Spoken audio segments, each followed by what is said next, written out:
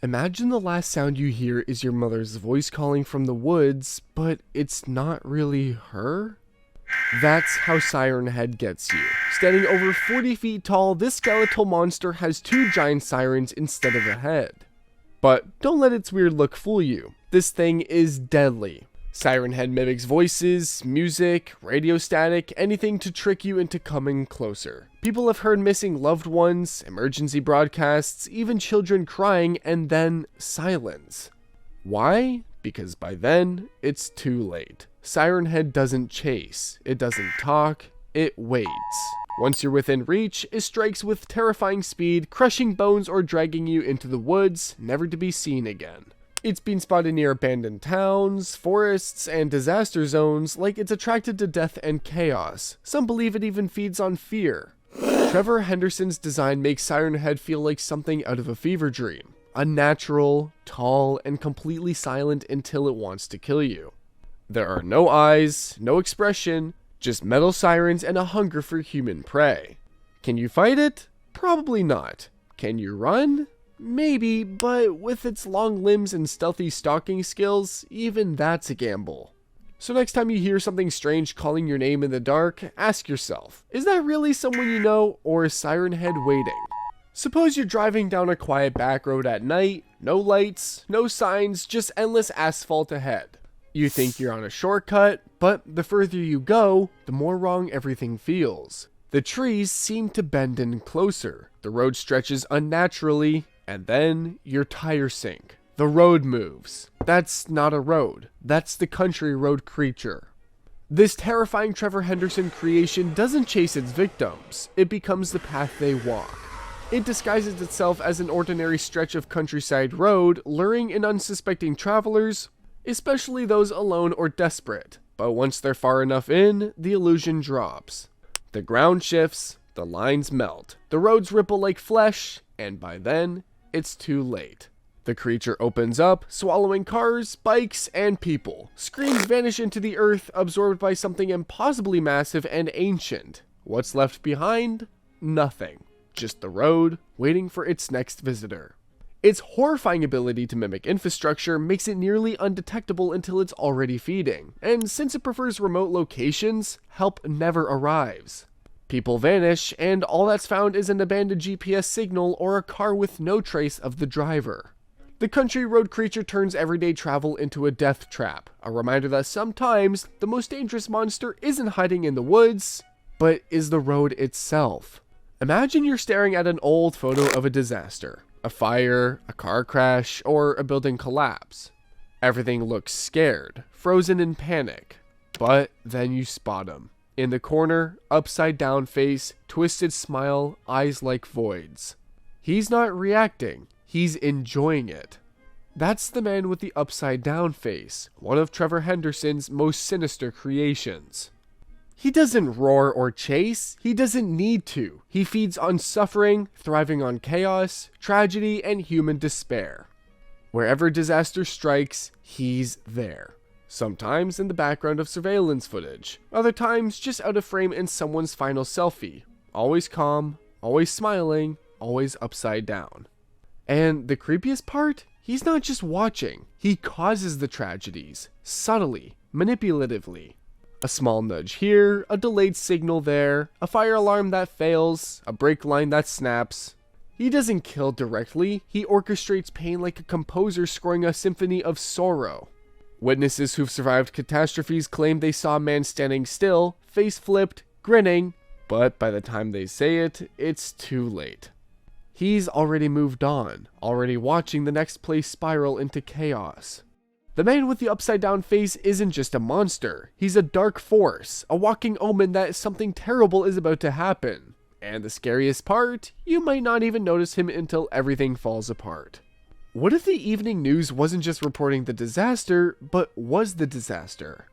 Meet breaking news, a towering humanoid nightmare pulled straight from a corrupted TV broadcast. This Trevor Henderson monster doesn't roar, doesn't run, it just walks, and wherever it goes, cities crumble like sandcastles. Picture a giant human figure, stretched and glitching like a bad signal, with a face replaced by a glowing static screen. Yeah, terrifying. Its very presence distorts reality. Lights flicker, radios spit out garbled warnings. Entire streets go silent before boom! Buildings collapse, alarms scream, and the only thing visible through the smoke is a monstrous silhouette, calmly walking forward like it's reading the weather report. No one knows where it came from. Some say it's a failed experiment in media surveillance. Others think it's a living signal from another dimension. Whatever the case, breaking news doesn't need weapons. It is the weapon. Unlike Siren Head's eerie screeches or Long Horse's quiet dread, breaking news is pure, brutal chaos. It doesn't stalk, it doesn't warn, it just broadcasts annihilation. And the worst part? No one ever sees it coming until it's already too late. The screen lights up, the static buzzes, the skyline vanishes. Now that's one breaking story you never want to be a part of.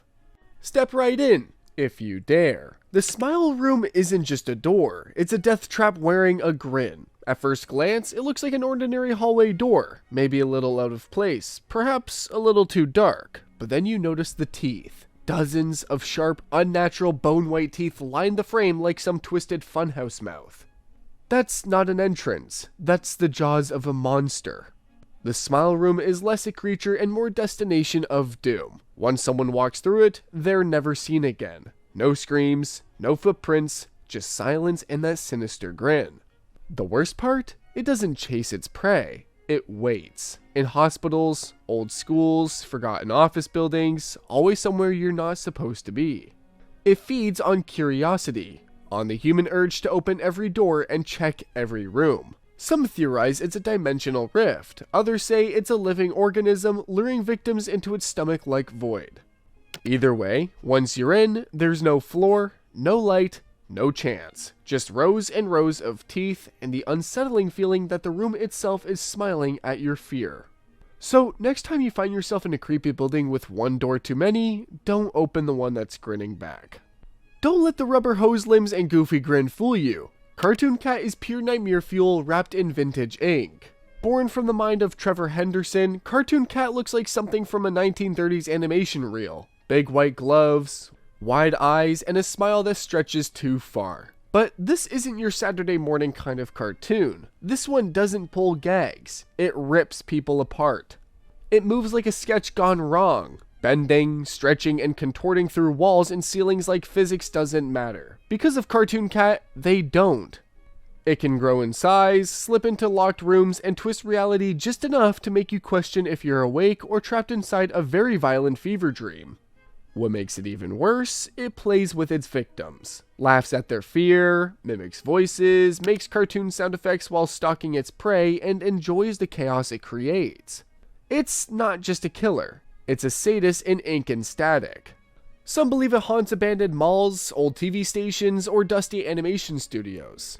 Wherever it happens, destruction follows. And unlike most monsters, Cartoon Cat doesn't just hunt, it performs. Loudly, brutally, endlessly. It's not nostalgia, it's a walking, grinning, indestructible punchline of death.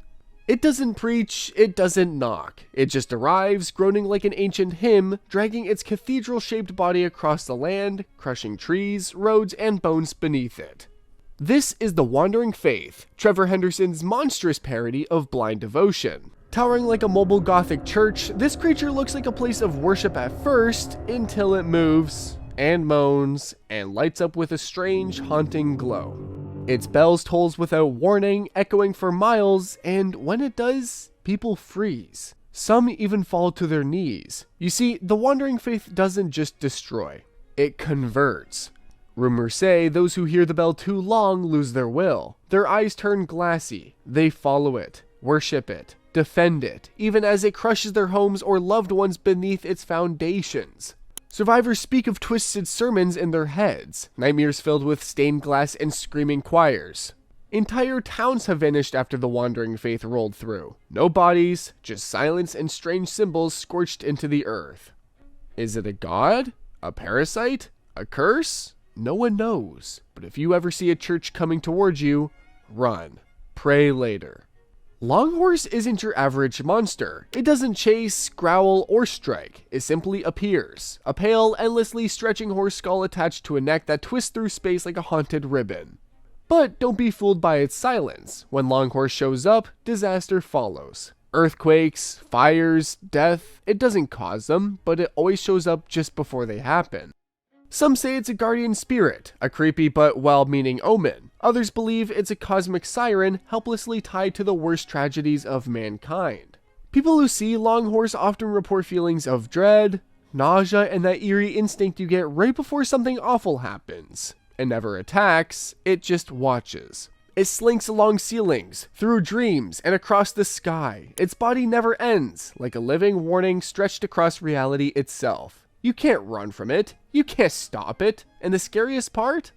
It's probably trying to help. Longhorse is one of the most disturbing Trevor Henderson monsters because it plays with a terrifying idea. What if the thing creeping towards you in the night isn't the killer, but the messenger? And once it happens, it's already too late.